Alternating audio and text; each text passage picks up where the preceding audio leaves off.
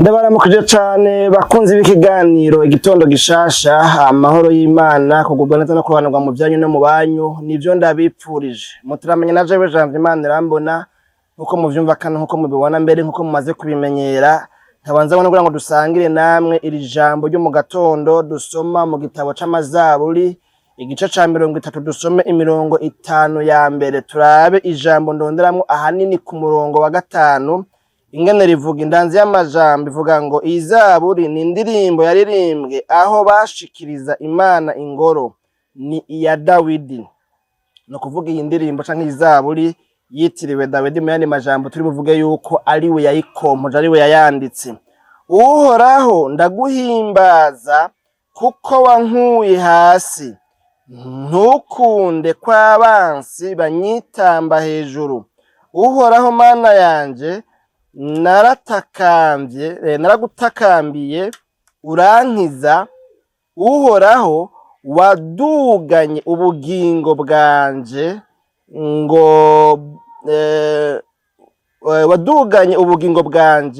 ubukura ikuzimu. Wankijije urupfu ngo noye kumanuka nkaja muri rwa rwobo. Muririmbire Uhoraho ishimwe yemwe bakunzi biwe, mushime izina ryiwe ryera, kuko uburake bwiwe ari ubw'akanya isase, ariko ubuntu bwiwe bwamaho igihe cose umuntu akiriho. Ukurira kworarira umuntu niryo jambo rero burya ngomba ko duhagararako muri uno mwanya atari muremure. Ukurira kworarira umuntu mw'ijoro, ariko mu gitondo impundu zikavuga. Imana yacu nihimbazwe. N'iri jambo nipfuje gusangira namwe, nipfuje kubatekerera. Uyu ni Dawidi ariko aravuga ano majambo. Ano majambo dusomye yavuze muri no zaburi tubonye yavuze mw'iri jambo rivuga ngo ukurira kworarira umuntu mw'ijoro, ariko mu gitondo impundu zikavuga. Imana yacu nihimbazwe. Bakunzi ba kino kiganiro igitondo gishasha, aya majambo tubona tubwiwe n'uyu Dawidi muravye neza muri no mirongo twasomye twahereyeko, murabona ibintu bikuru bishika nko kuri 4 byamuteye byatumye byamusunikiye kuvuga no majambo. Kuko hari igihe umuntu avuga hanyuma abantu bakavuga ngo inda woyibaza uwayirayeko, weho sha n'ivyo wivugira, weho nta n'ivyo uzi, ivyo uvuga wewe ntavyo uzi, ntavyo waciyemwo, wewe urimbaza amarushwa, uvuga amarushwa ntayo uzi, wewe ubaza ukuntu amarushwa ameze. Ariko twebwe dufise experience vécue ndende muri ivyo bintu uri kuravuga. Wewe uturemesha kubera yuko wewe nyene ugomba kuturemesha gusa, ariko ntavyuzi, ntuzi ububabare umuntu aba ariko aracamwo, ntuzi ububabare umuntu aba ariko arumva iyo ariko araca mu bibazo, iyo ukurira kwamurariye. Ariko Dawidi yavuze ngo ukurira kworarira umuntu. Mu yandi majambo yagomba kwerekana neza yuko nawe asanzwe abizi yuko ukurira gushobora kurarira umuntu. Umuntu akagira ibibazo, umuntu akagira amakuba, umuntu akagira amageragezwa, umuntu akagira intambara, umuntu akagira ibimubabaza, umuntu akagira novuga ngo ibituma yumva umengo yikoreye umusozi mu ruhanya kubw'ubuzima bugoye ariko aracamwo. Ariko ngaha yavuze ngo ivyo birashoboka. Urukurikiranye neza niko agomba kuvuga ngo ndazi ko bishoboka, ndazi ko bibaho yuko kurira gushobora kurarira umuntu. Kandi bavuze ngo gushobora kurarira umuntu bivuga ngo burya ibi bintu bimurariye ntibihengereye ku mugoroba, biba ariho biza gusa, ariko ku murango yiriwe ameze neza, yiriwe aryohewe, yiriwe yishimye. Uyu muntu araranya Amarira byumvikana yuko ashobora kuba wa muntu yiriwe ararondera ubuzima ariko ubuzima bukanka, yasatiriye ariko biranka, yazindutse mu gitondo nk'abandi ararondera ariko biranka. Ni ukuvuga ngo saa moya y'igitondo gushika saa sita gushika saa kumi gushika saa kumi na zibiri aratinda arataha atasha atacaronse, afise umubabaro, afise amarushwa, afise ya makuba, afise ya mageragezwa, arushe kandi aremerewe. Hanyuma haratinda haragera n'igihe aja kuryama ata kintu na kimwe kibaye, atanyishu aronse, atishuwe kuri vya bindi yarasanzwe yipfuza kuronkamwo kwa gutabarwa. Imana yacu nidutabare. Hanyuma rero ngo ukurira rero ngo kurashobora kumurarira uyu muntu yakwirigwanye, yirigwanya yamarira, yirigwanya uyu mubabaro, yiriwe arasuhuza umutima, yiriwe arushe kandi aremerewe. Hanyuma haragira n'igihe no kuja kuryama agenda kuryama bidakunze, bidaciyemo, kuko hari igihe umuntu agomba yiteze ngo kumbure ba bandi bose nandikira nkababwira ngo ibintu bimeze nabi, nkababwira ko nabuze amahera y'ishure, nkababwira ko nabuze amahera yo kuriha minervale y'abana, ba bandi nasaba akadeni, ba bandi nasaba découvert, ba bandi nabwira ca kirimba nasaba muri groupe ya WhatsApp, kumbure reka ngume niteze mfise ivyizigiro ko kw'itelefone bahava bambwira, reka ndindire hari igihe baza kumbwira ngo ariko birashoboka yuko umuntu arindira agashika no kuri ya saa yo kuja kuryama akiri muri ya marira, akirushe, akiremerewe, agifise ya mitwaro kwa kundi, agifise za ntambara kwa kundi. Imana yacu nidutabare. Ariko rero ngo uyu muntu ukurira kwarariye mw'ijoro, ijoro ryose akarara ariko ararira, akabura n'agaciro. We nawe yavuze ngo ijoro ry'amagorwa, ry'amarushwa, ijoro wagiriyemwo ivyago riba rirerire ntirihera. Imana yacu nidutabare. Urarindira ko bwoca bikanka ko buca.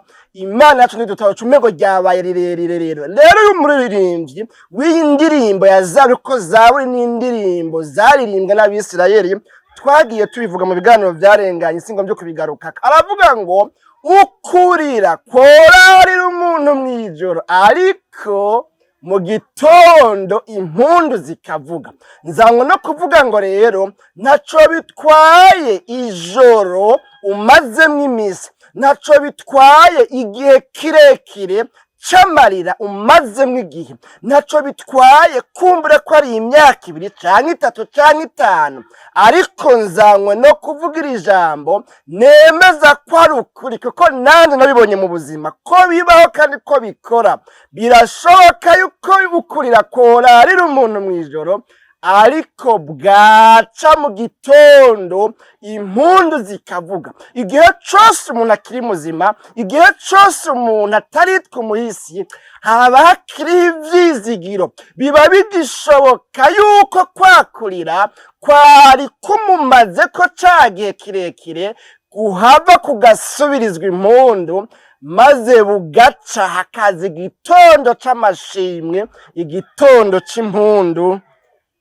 Imana yacu nihimbazwe. Bene data bakunze bakina kiganiro igitondo gishasha. Rero burya n'ububego byavuye biba birebire, ariko ntagomba nyene ko biza gutwara umwanya muremure. Reka rero munyemerere ndabasomere bino bintu nabonye muri no mirongo 3 ya mbere vyerekana nawe ko buno buzima yavuga yarabuze. Yavuze ngo wankuye hasi. Imana yacu nidutabare.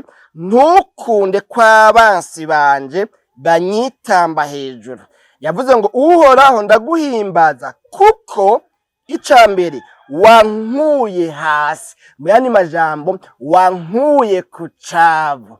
Nari wa muntu wahariye hasi, nari ruhebwa, nari nyarucari, nari nkengeretse, nari nsuzuguritse, nasuzugurwa n'uwari we wese, uwari we wese yangaraguza agati, ariko warankuye hasi. Kandi uyu Dawidi yavuga gutya, yarigeze kuba ari umwungere hariya, nuvuga ngo agahererezi kanyuma mu bana bose bavukana, ariko akurwa mu kuba umwungere hariya mw'ishamba aza agirwa umwami. Niba ariko aravuga ngo ndabizi neza yuko ukurira gushobora kurarira umuntu mw'ijoro, hanyuma bwaca mu gitondo impundu zikavuga, kubera yuko Imana yafashe ingingo yo gukura umuntu ku cavu.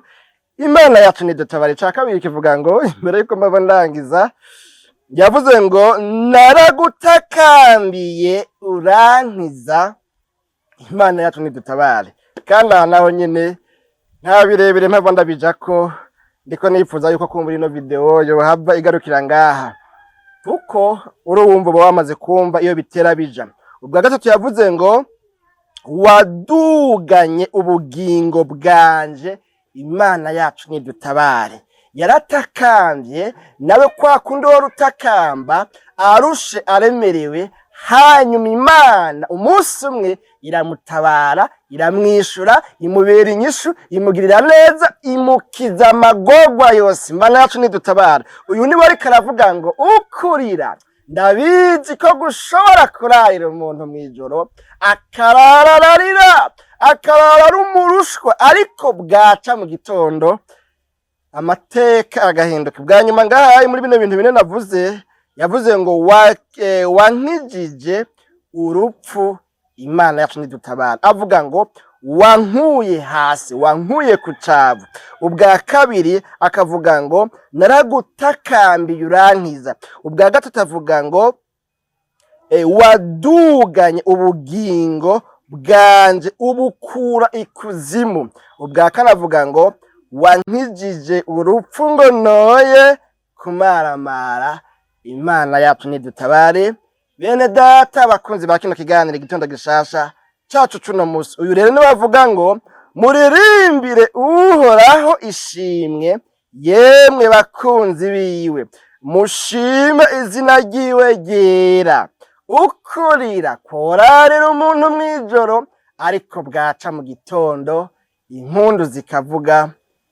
Imana yacu nihimbazwe. Nta n'amajambo rero nayo numva mu mutima twosangira muri kino kiganiro, aho ugiye kwirigwa uyiyumvireko, wumve ko bigishoboka. Sinzi ukurira umazemo iminsi, sinzi intambara umaze iminsi urwana, sinzi amakuba, sinzi amageragezwa, sinzi amarushwa, sinzi ibyago, sinzi ibyaduka, sinzi ibimaze iminsi bikugora, ariko iri jambo ni ijambo ry'Imana, ni ijambo ry'ubugingo. Niwaryizera, niwarishira ku mutima, niwarigira iry'iwawe, birashoboka yuko rikuremera inyishu, birashoboka yuko rihindura amateka y'ubuzima bwawe, birashoboka yuko ukurira umazemwo iminsi, iri jambo rigize iryawe rihindura kwakurira wari umazemwo iminsi, rihindura vya bihe vya ya magorwa, rihindura vya bihe vya ya marushwa. Hanyuma igihe kirekire wari umazemwo iminsi cagereranywa n'ijoro ry'amarira,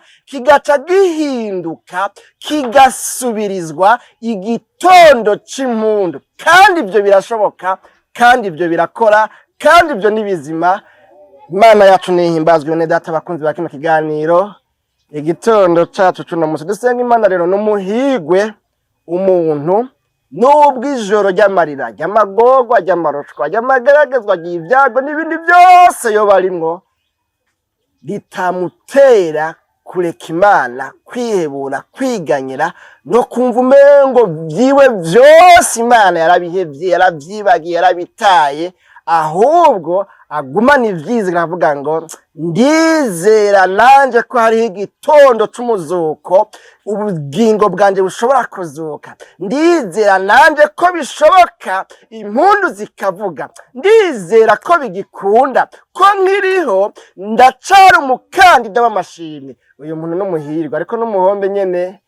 Umuntu bivanye n'uburebure bw'ijoro amazemwo iminsi ry'amarira, usanga yacitse intege, yacitse inkokora, yihebuye, ahubwo akagoma no gutuka Imana ngo arabe ko yopfa ngo aveho, kuko iyo muntu urumva nyene ntaba agishitse kuri kwa gutabarwa kwiwe. Ibintu biba vyahuraguye. Umugani w'ababandi. Dusenga Imana tuzosubira mu kiganiro igitondo gishasha c'ubutaha. Mwami w'abami Yesu, tugushimiye cyane ku bwano majambo twumvise atubwiye ngo ukurira korarira umuntu mwijoro ariko bwaca mu gitondo impundu zikavuga.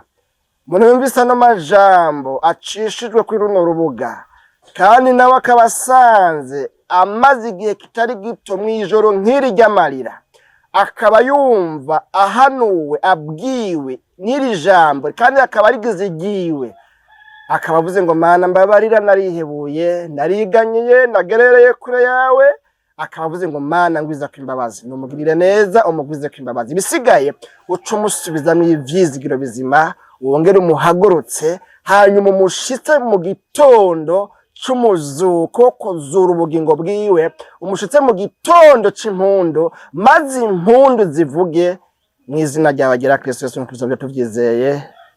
Amen.